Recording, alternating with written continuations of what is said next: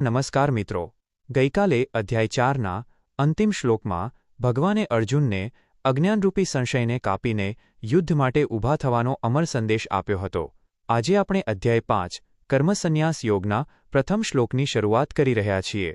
અહીં અર્જુનના મનમાં એક નવો પ્રશ્ન જાગે છે કે કર્મનો સંન્યાસ ત્યાગ કરવો શ્રેષ્ઠ છે કે નિષ્કામ ભાવે કર્મ કરવું? આજના શ્લોકમાં અર્જુન આપણી બધાની વતી શ્રીકૃષ્ણ સમક્ષ આ દ્વિધા મૂકે છે, જેથી આપણને જીવનનો સાચો માર્ગ સમજી શકાય. શું તમારા મનમાં પણ ક્યારેય એવો વિચાર આવ્યો છે કે બધું કામ ધંધો છોડીને શાંતિથી બેસી જવું સારું કે પછી તણાવ વગર સતત કામ કરતા રહેવું સારું? અર્જુનના મનમાં પણ આ જ મૂંઝવણ હતી.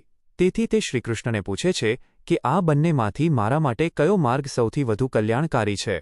ચાલો અર્જુનના આ જિજ્ઞાસાભર્યા શ્લોકને સમજીએ. 3. શ્લોક અને અર્થ.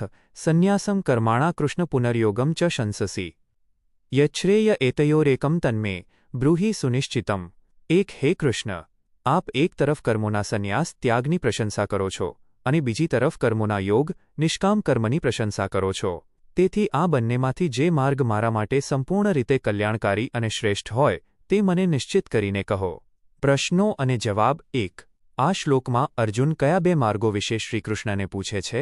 જવાબ: કર્મનો સંન્યાસ ત્યાગ અને કર્મયોગ નિષ્કામ કર્મ. 2. અર્જુન શ્રીકૃષ્ણ સમક્ષ પોતાની કઈ સ્થિતિ રજૂ કરે છે?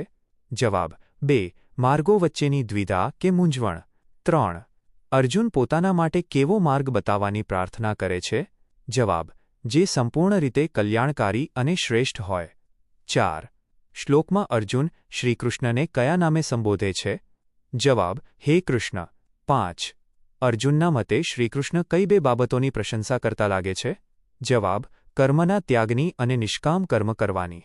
6. આ દિવ્ય શ્લોક ગીતાજીના કયા અધ્યાયનો છે? જવાબ: 5મા અધ્યાયનો કર્મસન્ન્યાસ યોગ. 7. 5મા અધ્યાયનો આ પ્રથમ શ્લોક કોના દ્વારા બોલવામાં આવ્યો છે? જવાબ: અર્જુન દ્વારા.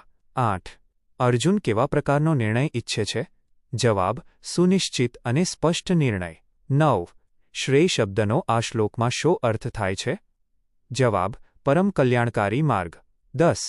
આ શ્લોક મનુષ્યના જીવનની કઈ સામાન્ય સમસ્યા દર્શાવે છે? જવાબ: કામ છોડવું કે ફળની આશા વગર કામ કરવું તે વચ્ચેની મૂંઝવણ. 5.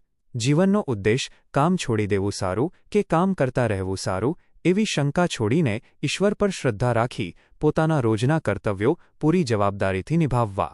નોકરી કે ધંધામાં જવાબદારીઓથી ભાગવાને બદલે નિષ્કામ ભાવે અને પરિણામની ચિંતા વગર કામ કરવાથી સાચી શાંતિ અને સફળતા મળે છે.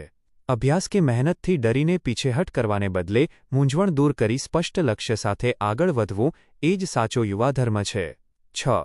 નિષ્કર્ષ. જીવનમાં સાચો માર્ગ શોધવા માટે મનની દ્વિધા દૂર કરી યોગ્ય માર્ગદર્શન મેળવવું જરૂરી છે.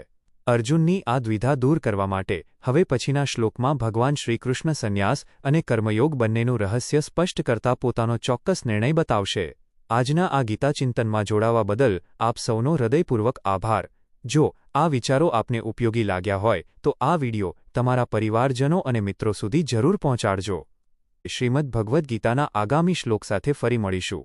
ત્યાં સુધી આનંદમાં રહો, કર્તવ્ય પથ પર અડગ રહો. જય શ્રી કૃષ્ણ.